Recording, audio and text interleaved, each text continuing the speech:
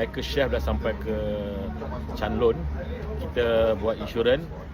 So lepas tu kita isi full tank dekat Caltech, terus masuk Danok, makan, check in dekat Hanyai. Ini yang biker chef dah masuk Jebat ni. Okay. So hope so that biker chef member kalau ada ke lapangan boleh ride dengan saya. Tapi not now lah, bila you people free lah, you know. Chef Sabri lah Bang Chicago. Okay guys, baik